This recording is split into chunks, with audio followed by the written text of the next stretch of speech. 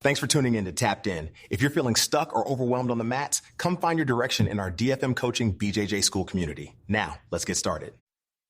Welcome to Tapped In. My name is David Figueroa-Martinez of DFM Coaching.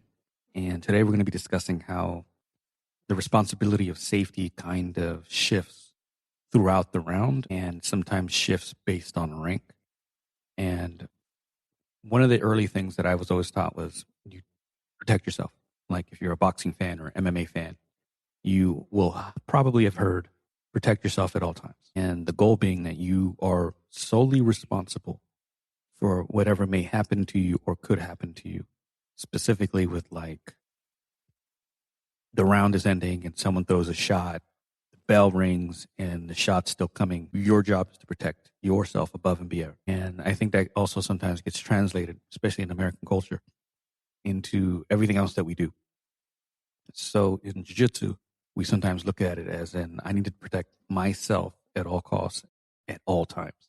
And yes, there's a variable to that, and there's an aspect to that we need to understand and carry with us, regardless of who we're rolling with.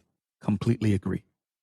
But there's also times when that responsibility shifts a little bit more into the higher rank and a little bit more into you versus them. And we also kind of have to understand that aspect as well. So when everything's 50-50 and we've just started the round, we are both inherently responsible for everything that goes on in that round.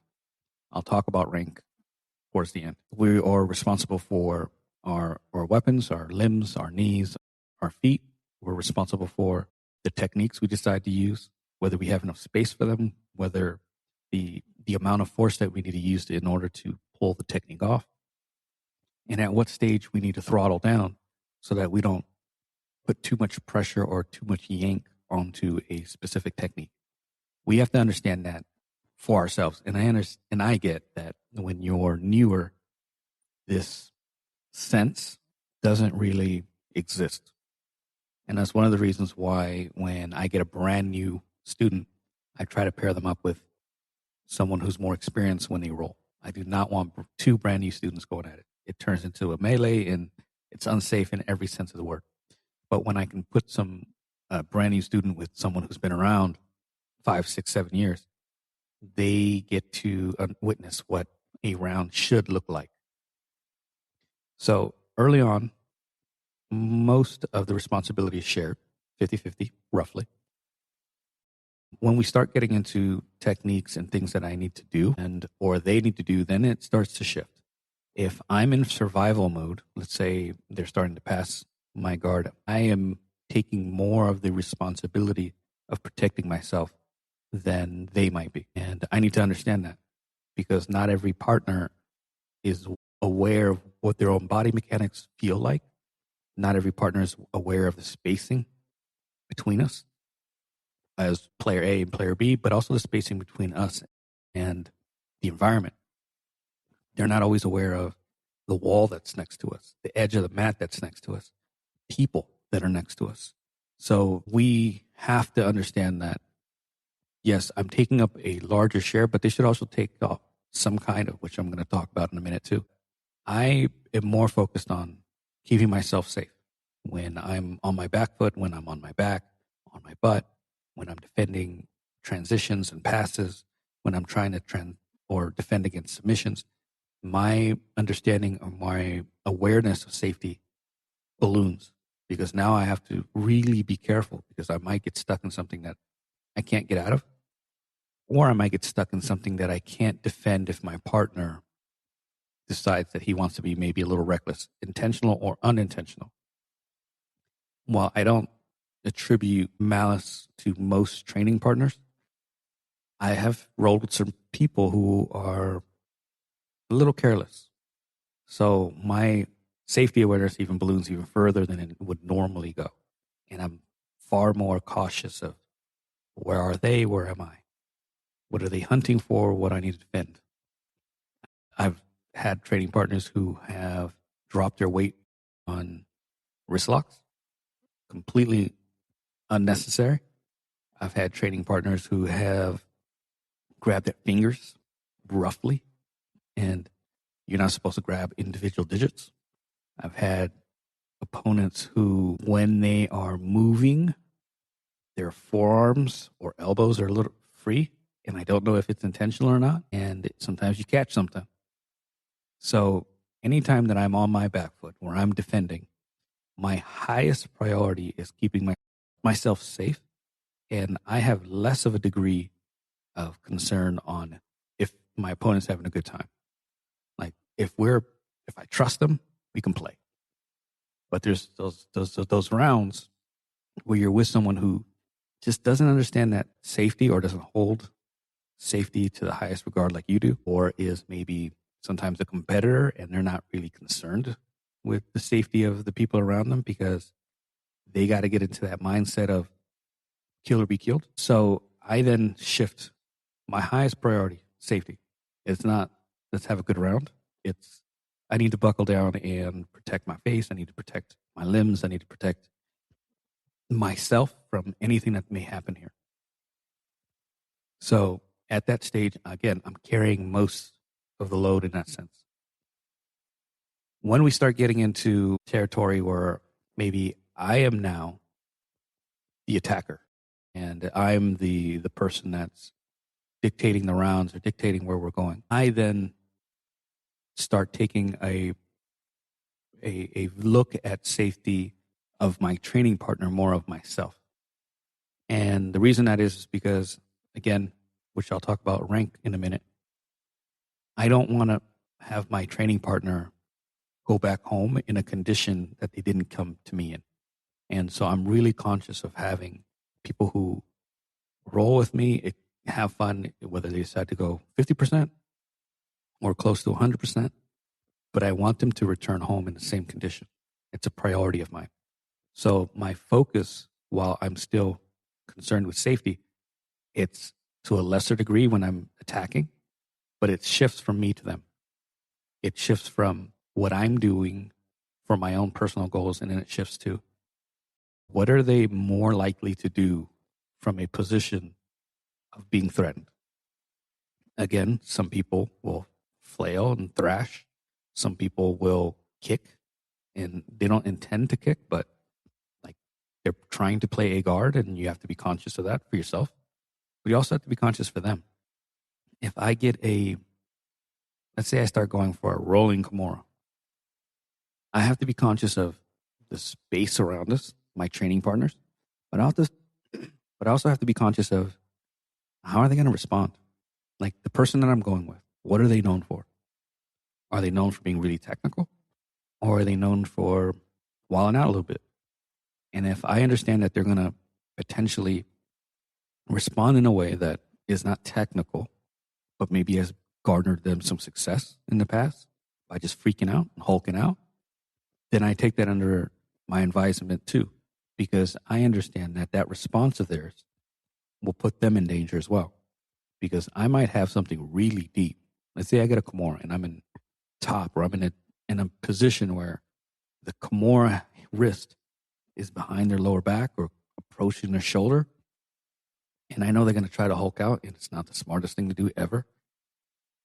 I need to be conscious of they might roll away just from emotion that will create even more pressure and tension on the limb that I'm attacking. So there's going to be times when I understand my training partner's mindset, and I'm putting my focus of safety, not from me to them, because I'm now in a position where I'm attacking and I have the controls and I have the submission half an inch away. That I need to also understand this person is not giving me the right responses to finish it safely. So I have to either decide I'm just going to hold and let them tire themselves out because maybe I have a solid position. Or in some cases, I let go. And me letting go is me saving them from injury, catastrophic injury in some instances, saving them from not being able to train for weeks, months at a time, and saving them from potentially quitting because of an injury got so bad that then they're not around as much and they just give up on jiu-jitsu. That again is a focus from when I was defending, which is my primary focus of safety for me, to now safety for my training partner, because I understand that I have them in a really precarious position. Could I finish regardless? Yes, I could. And I could go home and be like, oh, that was his fault. But also, like, I could have let go. I could have held without allowing them to move. I could have understood the position and been like, okay, I'm going to take this as a training opportunity. Like I was competing, I couldn't finish. I'm going to let go and transition to something even worse for them or something equally as bad, and then punish them from there and then go back to it. So there's different things that we can do, even if we quote unquote failed at finishing or we decided to cut ties in that instance and continue the round. I will often have conversations with people who are like that. Hey, bro, you're dead to rights right here. You're putting me in a really bad position where I don't want to injure you, but the next movement is your shoulder popping, your elbow dislocating, or whatever. And sometimes those conversations have to be had. Some people just aren't aware, but it's difficult. It's a hit to your pride sometimes because you want to finish that submission and feel good about yourself. But at the same time, if I finished it, they might be finished. So we have to kind of understand where that focus of safety is going to roam from me to them. And the other part of this is sometimes it's going to roam to the people around us. There's going to be times where I might have something like if I'm deciding to go in a transition and my transition, let's say I'm passing the guard, means that I have to maybe cartwheel over someone's guard. I don't do this very often. I need to be aware that my cartwheel might come off too close to the training partners around me. So I have to decide whether it's worth it or not. I might be able to do a really tight cartwheel. But what if my training partner decides to muscle me halfway through and then throw me somehow? I have to be aware of that. I have to keep that in mind, because if I don't have enough clearance or I barely have enough clearance to hit the cartwheel as is, times when you leave your feet, you are no longer completely in control of where you're going to land. So if I approach and I leave my feet and then he starts pushing or he pushes me further along and I crash into someone else, that was my responsibility. I did the technique.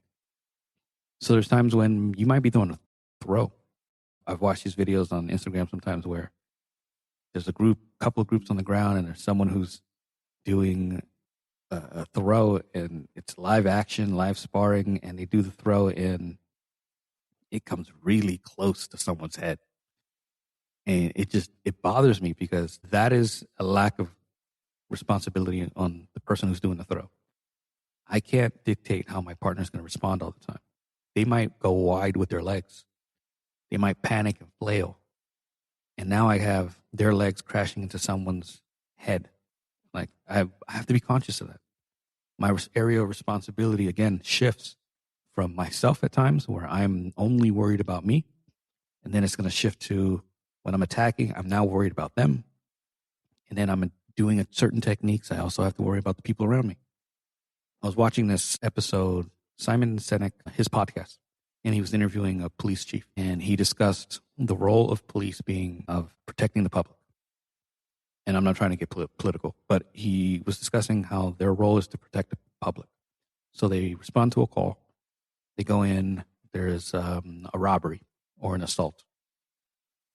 They subdue the individual, they handcuff them, and now their shift has to occur where they're no longer worried about the safety of the public because they've subdued the individual, they've cleared them, they've searched them, they've cuffed them.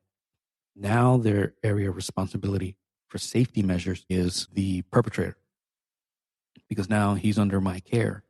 I have to make sure that he gets to the car safely, that he rides from the car to jail safely, and he gets booked safely.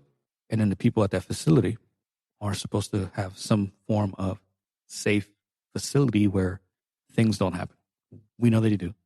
But he was highlighting the shift of safety priorities. When the police officer gets to the call, his or her shift is the public and themselves. Once they subdue the person, the public is safe now. They're not in risk. So now it's partly himself, but also the perpetrator. I equate that similarly to when I start the round, I need to be cautious and safe for myself, the people around me. And then when I'm in a dominant position and I'm applying submissions and things that are going to hurt and things that could create injury, my now shift of safety has to be then my training partner. And my training partner isn't always going to be a willing participant in that, whether it's lack of awareness, whether it's being stubborn, bullheaded, whether it's being a competitor and thinking they can get out of everything. But my shift now is focused on them safety-wise. So that's kind of how we have to manage and address safety when we're rolling. And it's difficult because when you're early on, you don't have any ability to do any of that thing. So that's where the advantage or the belt rank becomes a responsibility as well. When I'm rolling with people who are white belts, I'm a black belt. I've been in almost 15 years this year. I have to be more cautious of not just me, the people around me, but them almost equally at the same time. There's times when they'll do some wild shit. I've never even seen someone think about doing this. But I have to be aware that sometimes things happen. And for example, sometimes they're passing knee cut and they drive that knee so far that maybe it clips your chin or your face somehow.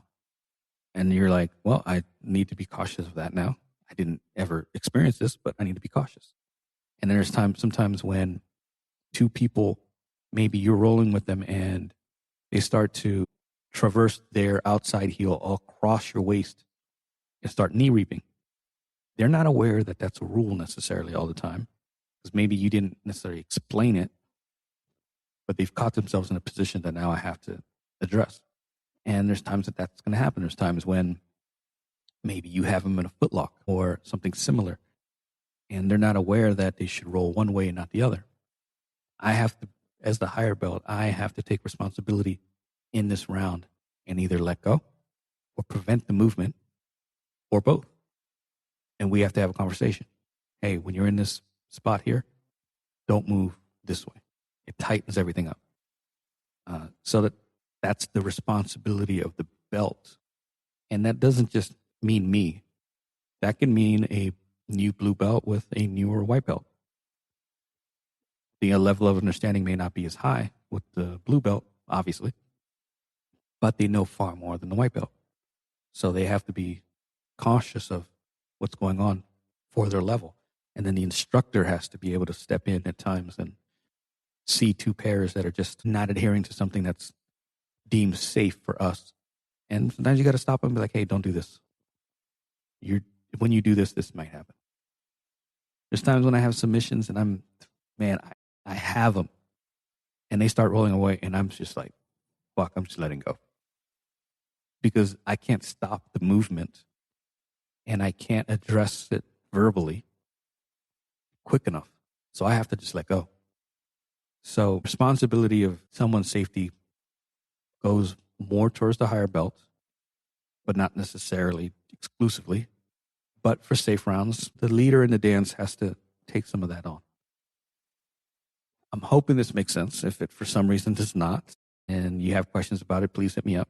dfm.2099 on Instagram and Threads. We also have a free school community available in the show notes. If you have any questions at all, please hit me up. Until next time, thank you so much.